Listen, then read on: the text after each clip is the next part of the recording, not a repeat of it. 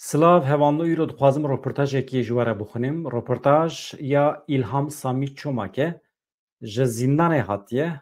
Ömer Sönmez rojnameger pê re hevpeyvîn pêkaniye bawekî nivîskî pirsê xwe şandiye zîndanê bi rêya parêzerê wî. İlham Samî Çomak jî bersiv daye. Ya rastî min ji Rûdawê ji Ömer Sönmez destûr negirtiye. Elebele hêvîdarim ji bo wan pirsgirêk nebe ji ber ku naveroka axaftinê İlhan Samî Çomak temamê Kurdan eleqedar dikin. Ez wisa bawer dikim ku Ömer Sönmez wê kêfxweş bibe ku ez vê derê naveroka rûportaja wî a bi İlhan Samî Çomak re ji we re dixwînim. Beriya ku rûportaj dest pê bike, şîroveyekî Ömer Sönmez heye, dixwazim ji we re bixwînim. Baş e? Şairê Kurd İlhan Samî Çomak wev 30 salan bê sûç girtiye û li gel ku mehat hebaxê dema tehliya wî bû nehat berdan. Helbestvan İlhan Samî Çomak sala 1994 dema xwendekariya zanîngehê dema ku 21 salî bû hatibû girtin. Ji ber ku 30 salan di girtîgehê de ye û cezayê xwe temam kiribû dihate hêvîkirin ku 27 hebaxê were berdan. Êbelê li jineya çavdêriya îdarî ya girtîgeha Silîvrê ya Stenbolê tehliya Çomak stê mehan bi paş xist. Eger carekî din li jine biryara bi paşxistinê nede, Çomak wê 26 mijdarê sala 2024 îsal wê serbest were berdan. Hevpeyvîna nûçegiyanê Rûdawê Ömer Sönmez ya bi şaîr û nivîskarê Kurd İlhan Samî Çomak re kiriye bi vî rengî ye. Pirsa yekem ev e, mixabin ev 30 salan azadiyê te bawekî neheqî hatiye derdestkirin. Em hemû li bendê bûn ku tu 27 hebaxê bêyî berdan. Lê reveberiya girtîgehê tehliyê te bê sedem bawekî keyfî sê mehan taloq kir.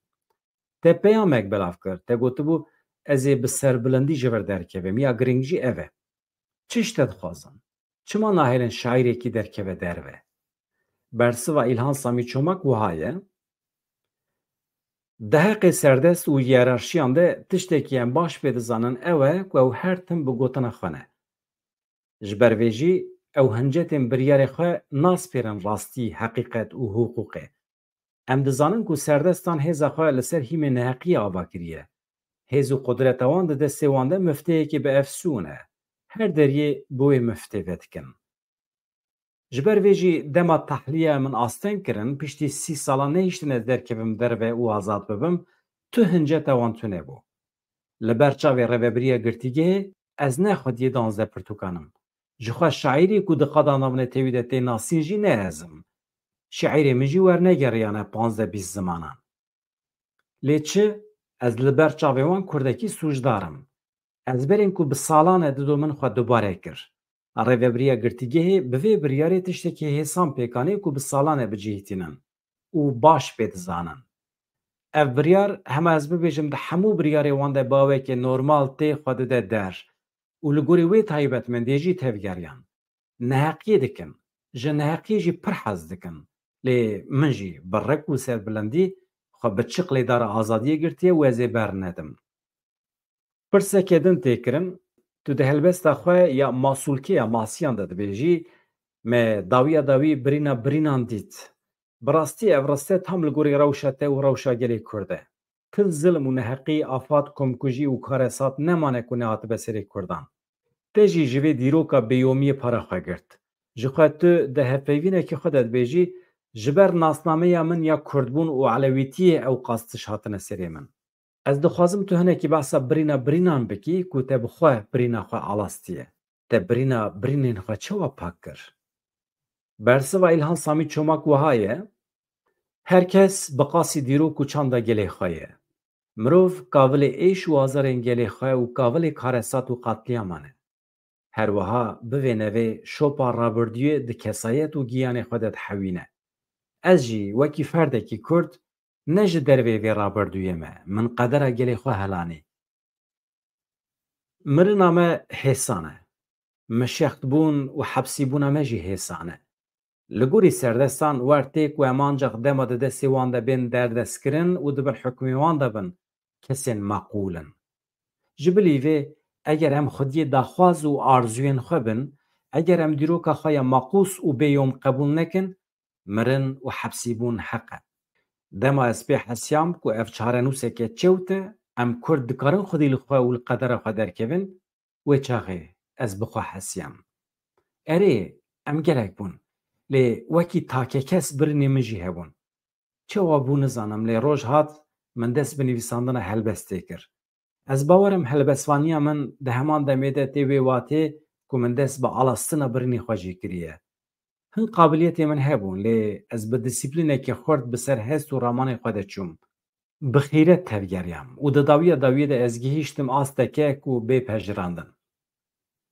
Helbestvanî û nivîskarî ji bo min nasnameyeke nû bû. Ev yek ji nasnameya ku min ji dê û bavê xwe wergirtibû ango ji Kurdbûn û Qizilbaşiyê cudatir bû.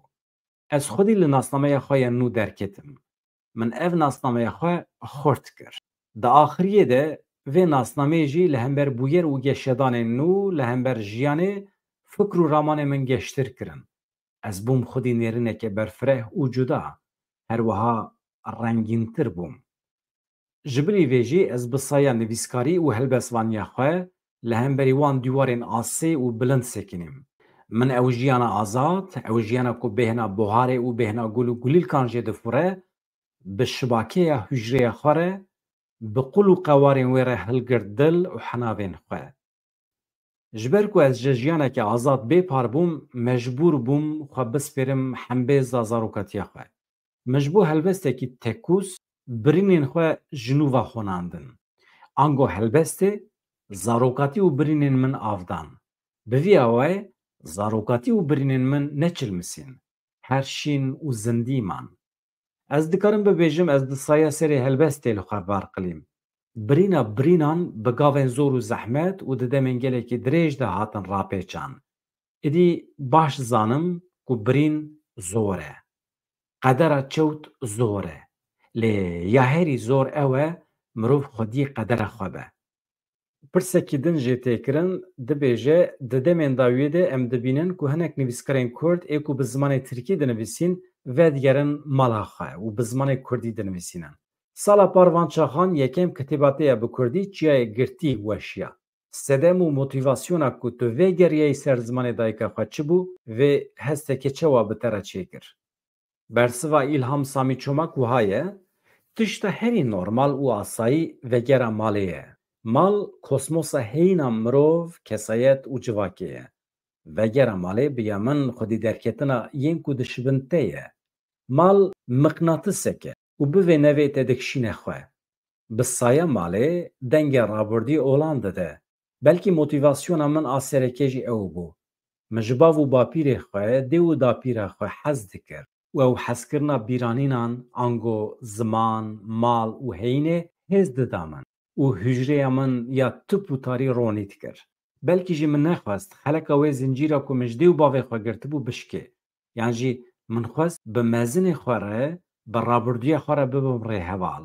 Rê û rêbaza wê jî vegera malê bû her hal. Ez dema vegeriya malê egera min tenê hesret û hezkirin bû, yanî ne pêwir bû. Wê xwestekê rê nîşanê min da. Ji xwe helbest ji pêwiran hez nake. Dişibe xwe helbest. Rêya xwe mijar, alema xwe bi xwe ava dike. Ji hiş zêdetir ji binhişê hez dike.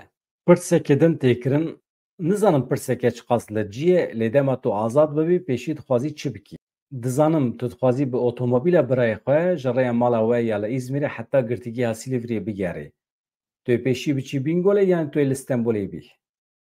Bersiva İlhan Samî Çomak wiha ye, mirî li benda min in. Li Stenbolê ap û dapîra min di gorê de li benda serdana min in. Li Bingolê jî bira û pisxalê min li goristanê bangê min dikin. Ez ê piştî derengmayîneke dirêj biçim serdana gora wan. Ez ji Stenbolê hez dikim, lê hezkirin û hesreta Bingolê bêpayan e. Qiyasî qebûl nake. Bingol, Bingola min e. War û welatê min e. Ji xwe ez di xewn û xeyalê xwe de her roj diçim serdana wê. Dereng be jî piştî ku ez derketim, ez ê berê xwe bidim welatê zarokatiya xwe. Kurtejiyana İlhan Samî Çomak jî bi vî rengiyê ji bo em ji nêz ve nas bikin. İlhan Samî Çomak sala 1973 li navçeya Kanî Reşîya Çewlikê ji dayîk dibe. Çomak sala 1994 di 21 saliya xwe de dema xwendekariya xwe ya li zanîngeha Stenbolê beşa coğrafyayê bi hinceta endamê rexistinê ye tevî ku tu delîlên şêmbar tune bûn jî hatibû girtin.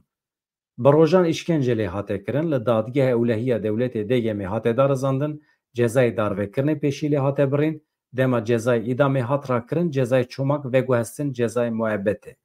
Piştî biryara êrêkirinê ya dadgeha bilind, çomak serî li dadgeha mafê mirovan ya Ewropayê da dadgehê biryar girtibû ku çomak bi rengekî adîlane nehatiye dadgeh kirin. Çomak sala 2013 carekê din hatibû mehkemekirin lê dadgehê heman ceza lê birîbû. Dadgeha Destûrê jî di sala 2015 de biryara tehliyeya çomak red kiribû, biryara cezayê hetayê ku beriya niha dadgeha çaremîn lê birîbû, ji aliyê dadgeha bilind ve jî hat êrêkirin.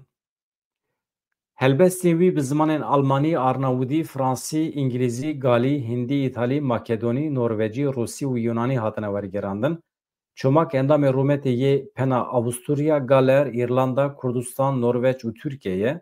Çomak li girtîgehê heta niha gelek pirtûk nivîsandine, pirtûkê wî hemî jî ji helbestan pêk tên. Herî dawî payîza 2023 pirtûka xwe ya yekem ya helbesta bi Kurdî çiyayê girtî ji weşanxaneya Darayê derxist.